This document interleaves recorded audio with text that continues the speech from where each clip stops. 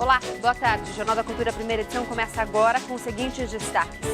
Depois de registrar a menor variação para o mês de dezembro desde 2008, a inflação oficial fecha 2016 abaixo do teto da meta.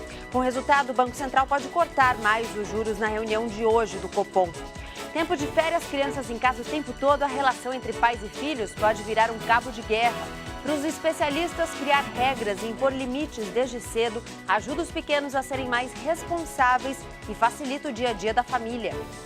A febre amarela se alastra pelo Brasil, com governos estaduais em alerta. Em Minas Gerais, onde a situação é mais grave, vacinação já começou nas áreas de risco. Zumbidos e picadas a noite toda e não adianta inseticida na tomada nem tubo de aerossol. Uma praga de pernilongos tira o sono de moradores no entorno do Rio Pinheiros, na zona oeste de São Paulo. O presidente dos Estados Unidos, Barack Obama, faz discurso emocionado de despedida 10 dias antes de entregar o cargo. E Donald Trump volta a se estranhar com agências de segurança para quem os russos têm vídeos comprometedores do republicano. Na busca pelo corpo perfeito, um perigo em forma de frascos e pílulas. Frequentadores de academia recorrem à testosterona para turbinar a musculatura. Mas o hormônio pode trazer prejuízos sérios à saúde, principalmente para as mulheres. A gente começa falando da relação entre pais e filhos, que muitas vezes vira um cabo de guerra, né? A gente puxa de um lado, eles puxam de outro. Criar uma pessoa, formar um cidadão, dá um trabalho e tanto, pode ser exaustivo. Estabelecer regras e impor limites desde cedo ajuda as crianças a serem mais responsáveis e facilita o dia a dia da família. Férias pode tudo, certo? Não tem hora para acordar, para comer, é só brincadeira. Não aqui na casa da Fernanda. As regras continuam valendo, mas sempre com muita conversa. O que não quer dizer que tudo por aqui sejam flores. O que ele quer geralmente não bate com o que ele pode, e quando isso acontece é quando a gente tem os confrontos. Eu acho que em qualquer forma de educação é você achar esse limite e como lidar com ele, né? Limite é uma palavra-chave na hora de educar. E não precisa ser nada traumático. A rotina por si só já é o primeiro contato que seu filho tem com as regras da casa.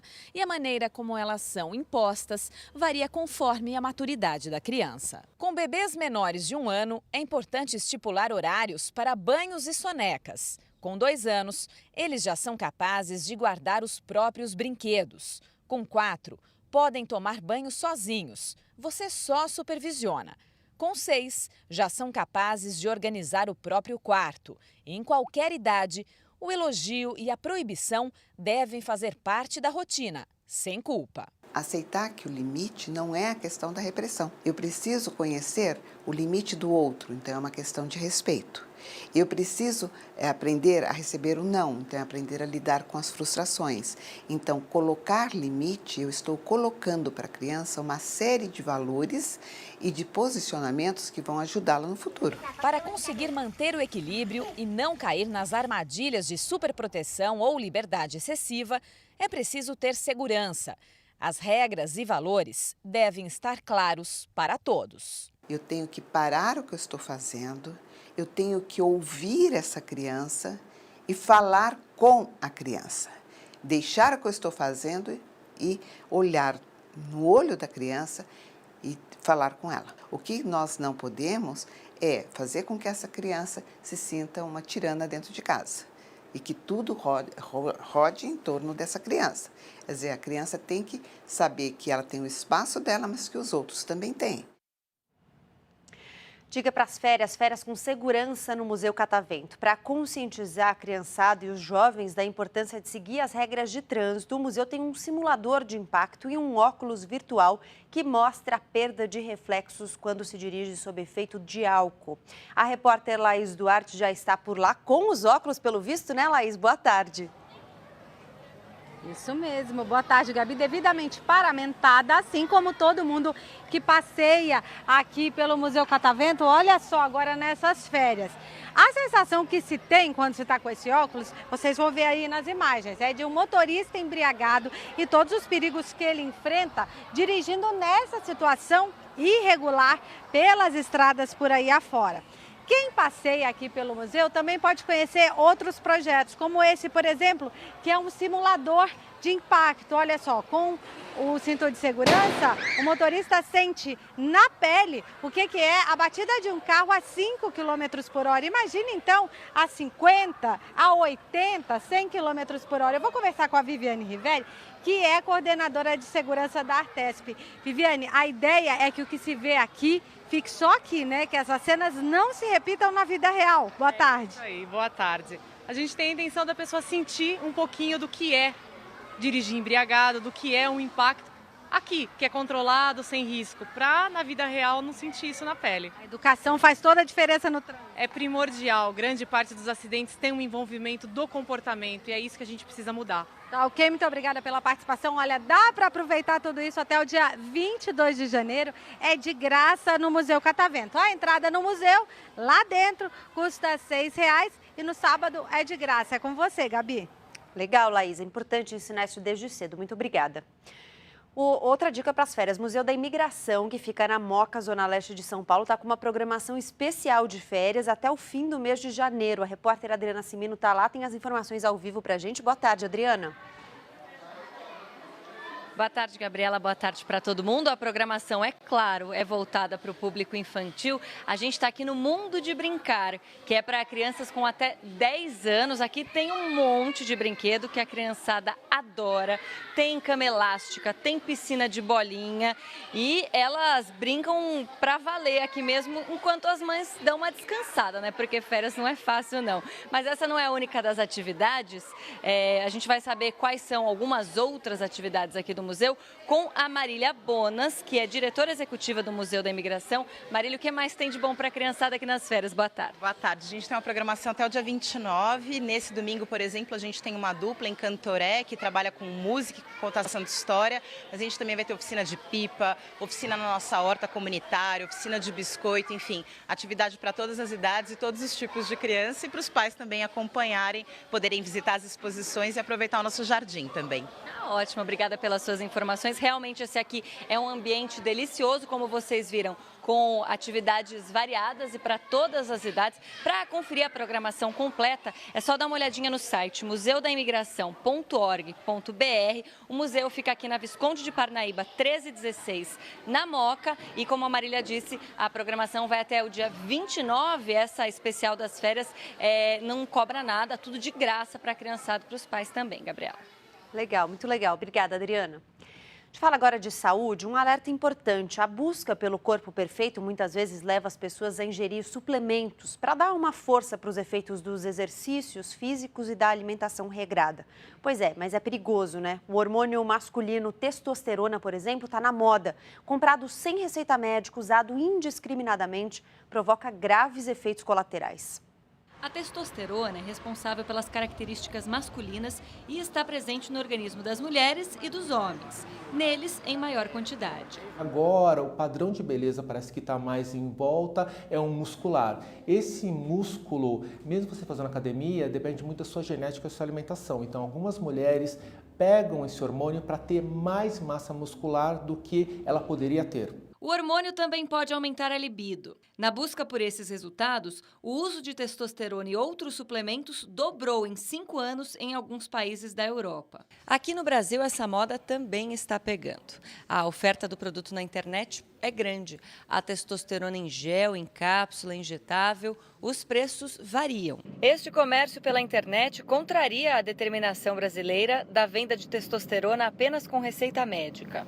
O pico da produção de testosterona se dá entre 18 e 20 anos. A partir dos 40, a queda é acentuada. Mas isso não significa que todos precisem de reposição. Aliás, quando desnecessária ou excessiva, ela pode trazer efeitos colaterais irreversíveis nas mulheres, como aumento do clitóris e alterações na voz. Também pode sobrecarregar o fígado, aumentando a chance de câncer, e alterar o colesterol, favorecendo o risco de infartos. Cansaço, perda muscular e diminuição do desejo sexual são indicativos de baixa testosterona, mas o diagnóstico só é feito em consultório. Só o médico pode ver se esse sintoma é relacionado a uma diminuição dos hormônios ou outro tipo de patologia. As noites de calor intenso muitas vezes têm uma trilha sonora bem peculiar, né? O zumbido dos pernilongos. Quem mora perto do Rio Pinheiros, na zona oeste de São Paulo, tem tido um trabalho extra e muita paciência para conseguir dormir. Todo mundo reclama. Muito pernilongo. Vão nos lugares mais inimagináveis, na testa, na axila. Eles conseguem. Tem que chegar já passando repelente já. Porque só não sentar ali para tomar um cafezinho, eles atacam as pernas, dentro de casa mesmo, né? Além de transmitir doenças, eles tiram o sossego. É ruim, né? Você dormir com esse calor e por causa dos matos altos, dá bastante pernilongo. O zum zum zum dos insetos virou zum zum zum na internet. Mais de 8.500 pessoas, a maioria moradores da Zona Oeste de São Paulo, assinaram um documento que cobra da prefeitura providências para acabar com os pernilongos. Ali pertinho fica o Rio Pinheiros, o cemitério São Paulo e ainda tem criadouro do mosquito a olhos vistos. Mobilizar a vizinhança foi ideia de Thaís, depois de perder o sono. Eu entendo que existe um aumento no verão, mas não uma coisa como eu estou percebendo e também sendo relatado. Tem gente que fala que mata 100 pernilongos em uma noite. Para tentar amenizar o problema, ela montou um arsenal. Inseticida em spray, nas tomadas, repelente, citronela no vaso, decorando a casa. Mas para a Thaís, a solução é mesmo dedetizar. A gente quer uma qualidade dentro da aceitação, uma qualidade de vida, é isso. Em nota, a Prefeitura de São Paulo diz que amanhã cedo vai fazer uma força-tarefa para eliminar focos de pernilongos no Rio Pinheiros. Vão ser aplicados larvicidas e inseticidas. Já o governo estadual vai enviar agentes da SUSEM para fazer visitas domiciliares na região em busca de criadouros de pernilongo e também do mosquito Aedes aegypti. A febre amarela se alastra pelo Brasil, põe governos estaduais em alerta. Segundo o pesquisador da USP, o surto da doença nas cidades é uma bomba relógio. São Paulo confirmou uma morte em 2017 e Minas Gerais, onde a situação é mais grave, a vacinação já começou nas áreas de risco. Agentes de saúde estão vacinando em casa os moradores das cidades de Caratinga, Entre Folhas, Frei Gaspar, Imbé de Minas, Inhapim, Ipanema, Ladainha, Malacacheta, Piedade de Caratinga e Ibaporanga. Nos últimos 10 dias, Minas Gerais registrou 23 casos suspeitos de febre amarela e 14 mortes que podem estar relacionadas com a doença. O estado promete disponibilizar 565 mil doses para imunizar a população e conter o surto. O Tribunal de Justiça negou o recurso do governo de São Paulo e manteve a suspensão do aumento nas tarifas de integração do transporte metropolitano na capital. A partir de hoje, os valores já devem voltar aos praticados em 7 de janeiro. O Estado diz que a suspensão provoca um impacto financeiro de quase 220 milhões de reais e promete recorrer da decisão. Crise nos presídios. A tropa da Força Nacional, que desembarcou ontem em Manaus, vai patrulhar apenas o entorno do complexo penitenciário Anísio Jobim, informou a Secretaria de Segurança do Amazonas. Em Roraima, o governo do Estado e o Ministério da Justiça divergiram sobre a atuação da Força Nacional. Para a Secretaria de Segurança, os militares devem atuar dentro e fora das unidades prisionais. Mas, em nota, o Ministério afirmou que o efetivo não atua como agente penitenciário. Já no Tocantins, uma denúncia revela que celulares, armas e drogas têm tabela de preço para entrar na Casa de Prisão Provisória de Palmas. A unidade é administrada pela empresa Humanizare. A Secretaria de Segurança diz que vai investigar o caso e que, desde 2015, o Estado vem preparando a restatização do sistema carcerário.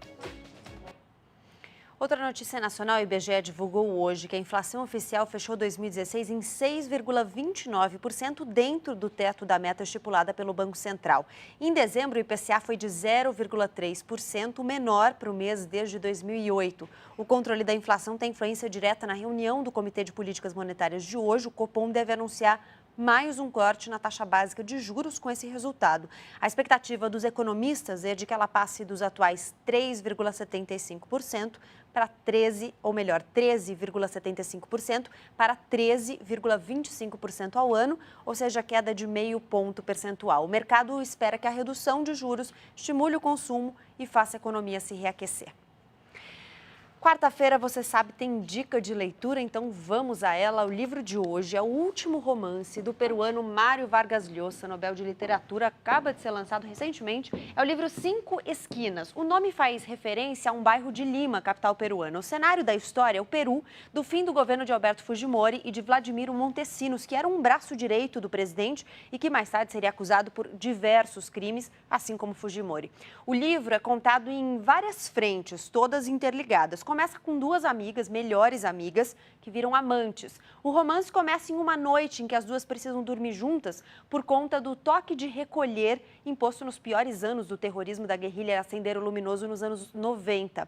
As duas são de tradicionais famílias peruanas, vivem cercadas pela elite de Lima e são casadas com homens ricos.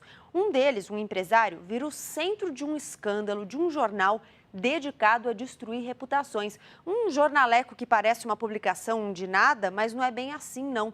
Tem muita coisa por trás. E é quando esse rico empresário aparece nas manchetes desse jornal que muitos desdobramentos aparecem. Vargas Llosa traz um retrato do Peru em meio ao terrorismo, do sensacionalismo da imprensa e até das obscuras ligações que há entre a imprensa e a política. Tudo isso em um romance que a gente lê rapidinho, com um toque de suspense, a gente lê muito rápido. Intervalo rápido. A seguir, transição conturbada nos Estados Unidos. Obama faz discurso emocionado de despedida. Enquanto isso, Donald Trump volta a se estranhar com as agências de inteligência e mais. Comissão Europeia critica a Grécia por falta de medidas para proteger refugiados do frio. Temperatura chega a 5 graus negativos no país.